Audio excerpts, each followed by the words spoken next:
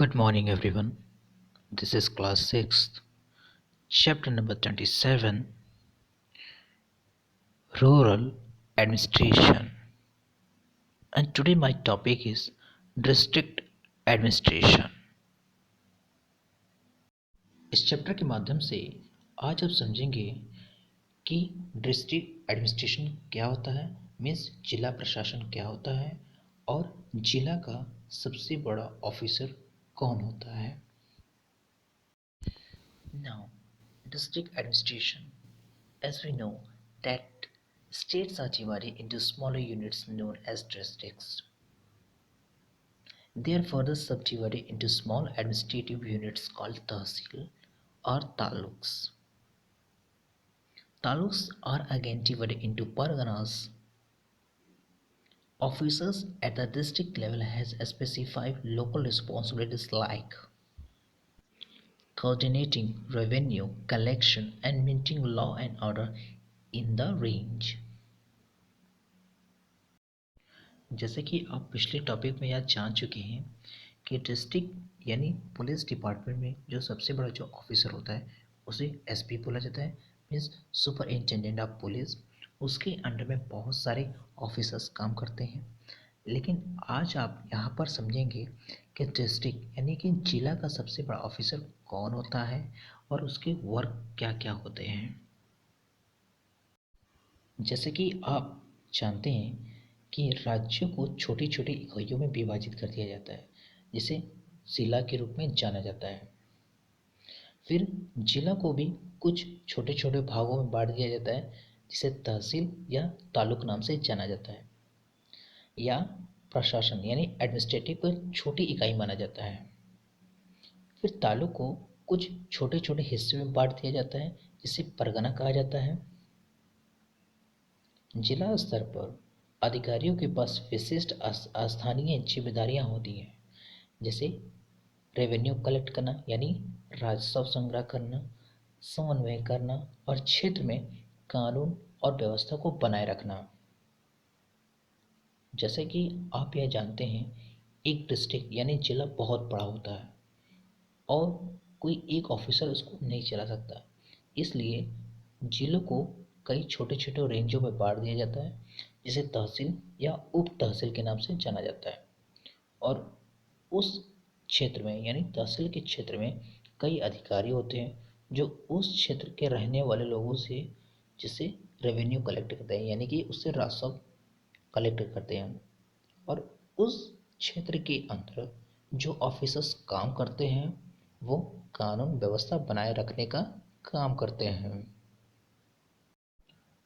District magistrate or district collector, also called the district magistrate or the deputy commissioner, heads the administration of a district. He or she is elected from the Indian Administrative Service IAS. जैसे कि आप यहाँ पर district administration को समझ रहे हैं, means जिला प्रशासन को. जिला प्रशासन का सर्वोच्च अधिकारी, जिसे डीएम यानी डिस्ट्रिक्ट मजिस्ट्रेट के नाम से जाना जाता है, इसे डिस्ट्रिक्ट कलेक्टर भी कहते हैं या डिप्टी कमिश्नर नाम से भी जाना जाता है. डिस्ट्रिक्ट मजिस्ट्रेट या डिप्टी कमिश्नर या जिले का सर्वोच्च अधिकारी होता है.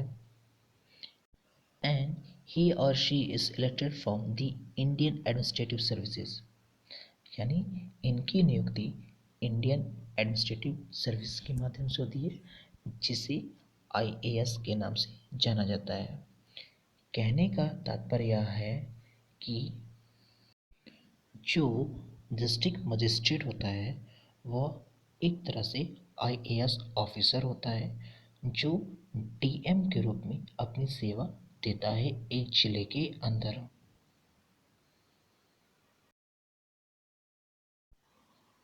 The district collects revenue administration of the district. He ensured that the basic amenities like water, sanitation, and health care are available to the people living in the district. During natural calamities such as floods and drought, and he ensures that relief work in the district is carried out efficiently.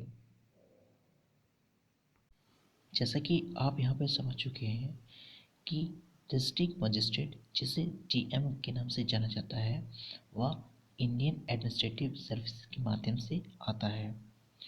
GM को IAS भी बोला जाता है। जैसे कि ये भी आप समझ चुके हैं, जीएम को डिस्ट्रिक्ट कलेक्टर भी बोला जाता है।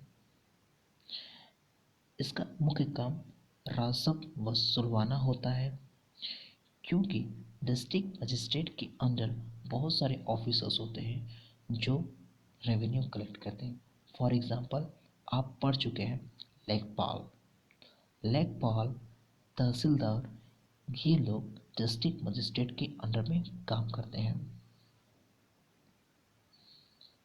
इसके साथ ही साथ डिस्ट्रिक्ट मजिस्ट्रेट के और भी काम होते हैं, जैसे शहर के अंदर लॉ एंड ऑर्डर को मेंटेन कराना, पानी की व्यवस्था कराना, सैनिटेशन की व्यवस्था कराना, हेल्थ सिचुएशन को सुधारना और उससे प्रोग्रेस कराना।